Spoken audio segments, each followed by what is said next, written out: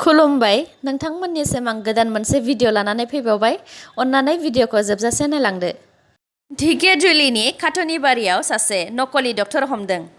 ढेकियाजुलिनि काटनिबारियाव मुफिजुद्दिन आहमेद मुंनि सासे मानसिया डक्टरनि डिग्री गैयालासे गावनिनो न'आव हस्पिटाल आरो फार्मासि खुलिनानै दोनदों।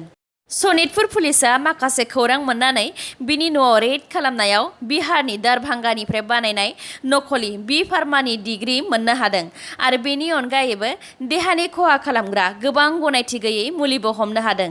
मुफिजुद्दिन आहमेदआ गोलाव समनिफ्रायनो बेबायदिनो डक्टरनि जेबो डिग्री गैयालासे गावखौ डक्टर मुजाफुद्दिन खोन्थानानै लानानै गोबां मानसिनि जिउजों गेलेबोगासिनो दंमोन। सनितपुर पुलिसा दा बेखौ मैया एरेस्ट खालामबाय।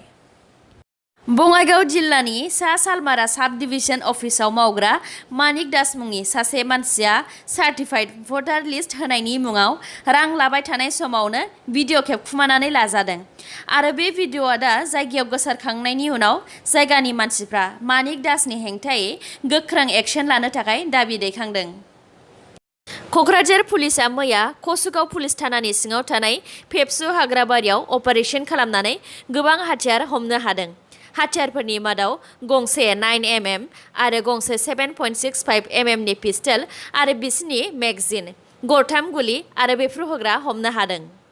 कार्बि आंलं पुलिसा गंसे ट्राकआव नागिरनानै 20 लाखनि ड्राग्स हमनो हादों। कार्बि आंलं पुलिसा बे ट्राकनिफ्राय मोन 25 साबोन दोनग्रा थेमायाव सोनानै लाबोनाय हिर'इन आरो 300 ग्रामनि बारा ड्राग्स हमनो हादों। पुलिसा ट्राकनि ड्राइभारखौ दा एरेस्ट खालामबाय आरो मिथिनाय बायदिब्ला बे ट्राकआ बरपेटा डिस्ट्रिक्टनि। थांनाय मासावबो कार्बि आंलं पुलिसा डिमापुर मानजा रडनिफ्राय गासै 5 करोड़नि ड्राग्स हमनो हादोंमोन। आसाम मिजोराम सिमा काछारनि लायलापुराव मैया मोनायाव मिजोरामनि हाजोनिफ्राय माखासे दुथांफोरा फैनानै आसामाव थानाय दखानफोरखौ सावनानै होफैदों आरो गरथाम बेफ्रुहोग्राबो खुबैदों। खौरांनि बायदिब्ला मिजोरामनि मानसिफोरा आसामनि लायलापुरनि हाखौ लानो थाखाय गोलाव समनिफ्रायनो दावराव दावसि खालामबोगासिनो थादों आरो बे जाथायाव आसाम पुलिसा काछार लायलापुरनि मानसि आरो जायगाखौ रैखा खालामनायाव मदद खालामनो हायाखै होननानै जायगानि मानसिफोरा फोरमायथिदों। फ्रान्सनि पेरिसआव सासे 46 बोसोर बैसोनि हिस्ट्रि आरो जिअ'ग्राफिनि फोरोंगिरि सेमुएल पेटी मुंनि सासे मानसिखौ स्कुलनि बाहेरानि लांगोनायावनो गोदना हास'दों। जाथाय जानायनि सिगां फोरोंगिरि सेमुएलआ इस्लामनि गुरु प्रफेट मुहम्मदनि फुथला महर लानानै गथ' फरायसाफोरखौ फ्रिडम अफ एक्सप्रेसन आरो डेम'क्रेसि, जेरै जों बयबो मानसियानो समान आरो बयहाबो गाव गावनि गोसोनि साननायफोरखौ फोरमायनो आरो मावफुंनो मोन्थाय दं होननानै फोरोंदोंमोन। बिनि हेंथायैनो इस्लाम धोरोमनि मानसिफोरा गावसोरनि धोरोमनि हेंथा खामानि मावदों होननानै फोरोंगिरिखौ दाय हमो आरो बेनिनो सासे 18 बोसोर बैसोनि गथ'आ फोरोंगिरिखौ स्कुलनि बाहेरायावनो गोदना हास'यो। बे समाव जायगायावनो थानाय पुलिसा नुसननानै फोरोंगिरिखौ बासायनो फैदोंमोन, नाथाय बासायनो हानाय जायासै आरो 18 बोसोर बैसोनि गथ'आ पुलिसफोरखौबो एटेक खालामनो नागिरनायाव पुलिसफोरा गथ'खौबो गावथारनो गोनां जायो। पेरिसनि पुलिसा फोरोंगिरिखौ बुथारग्रा 18 बोसोर बैसोनि गथ'खौ उदखारि हानजाजों सोमोन्दो दं होननानै सन्देह खालामदों आरो बे केसाव बिसिनि नखरनि मानसिजों लोगोसे गासै 9 जनखौ एरेस्ट खालामबाय। चिरां जिल्लानि बिजनीनि बिष्णुपुराव एसएसबि आरो हाग्रा बिफाननि जइन्ट अपारेशन खालामनायाव मोसा बिगुरजों लोगोसे सासे मानसिखौ हमनो हादों। हमजानाय मानसिया शामसुल हकनि फिसाज्ला सहस उद्दिन 22 बोसोर बैसोनि। बिखौ लावख्रिगुरिनि गावनि न'निफ्रायनो हमनो हादों। भिडिअखौ जोबजासिम नायलांदो आरो नोंथाङा दासिमबो आंनि चेनेलखौ साबस्क्राइब खालामाखैबा अन्नानै साबस्क्राइब खालामदो, लोगोसे बेल आइकनखौ क्लिक खालामदो जाहाथे गोदान खौरां लानानै आं नोंथांमोननिसिम फैनो हायो। ग्ल'बाल हांगार इन्डेक्स 2020 एबा उखैहाबनानै थानायफोरनि लिस्टआव इन्डियानि रेंकआ 107 हादरफोरनि मादाव 94 रेंकआव दङ। एक्सपार्टफोरनि मथेबा इन्डियाया दा जोबोर गाज्रि थासारियाव दङ। इन्डियानि 14% 14% मानसिफ्रानो नांगौ बायदि जानाय मोनजायाखै। बेफोरो इन्डियान गभर्नमेन्टनिफ्राय गोरिबफोरखौ जेरैबायदि नायनांगौमोन बेबायदि नायनाय जायाखै होननानै एक्सपार्टफ्रा बुंथिदों। थांनाय बोसोरावबो ग्ल'बाल हांगार इन्डेक्स 2019 आव इन्डियाया 117 हादरफोरनि मादाव 102 रेंकआवमोन। ग्ल'बाल हांगार इन्डेक्स 2020 नि मथेबा जोंनि खाथिनि कान्ट्रिफोरनि थासारिया जोंनिफ्राय साबसिन। बांलादेशनिया 75 रेंक, म्यानमारनिया 78 रेंक, पाकिस्ताननिया 88 रेंक, नेपालनिया 73 रेंक आरो श्रीलंकानिया 64 रेंक। सनितपुरनि एसपि बिदां भुषण सैकिया आरो डिपुटि कमिशनार कुलेन शर्मा बिथांमोनहा ज' दखान खुलिनायनि थाखाय रां लानानै लाइसेन्स दिहुननानै होनो नागिरग्राफोरनिफ्राय गोजानाव था होनानै आसामनि मानसिफोरखौ खावलायदों।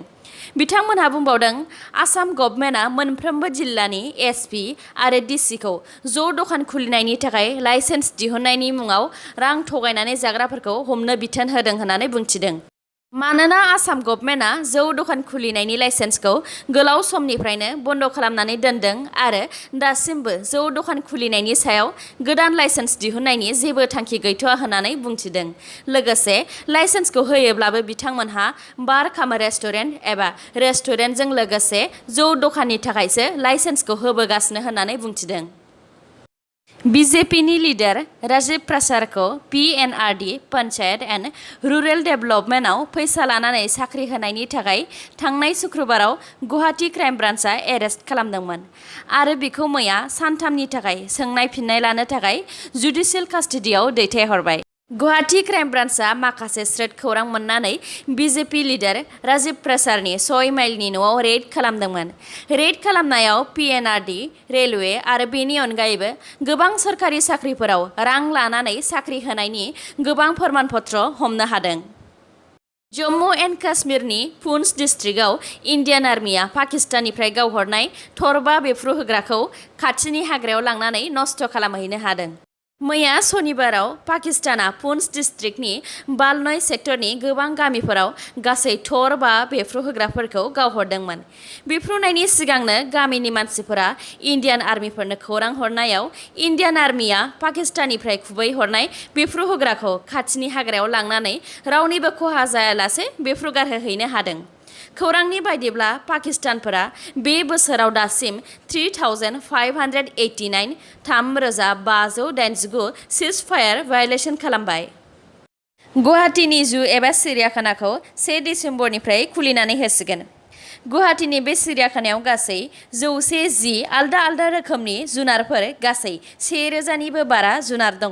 गुवाहाटी जु अथ'रिटिया बुंथिनाय बायदिब्ला 1 डिसेम्बरनिफ्राय खुलिनानै होनाय गुवाहाटीनि जुआव थाङोब्ला लकडाउननि समाव जोनोम मोननाय मोसा, सिंह आरो हिप्प'नि फिसाखौ नुनो मोनगोन।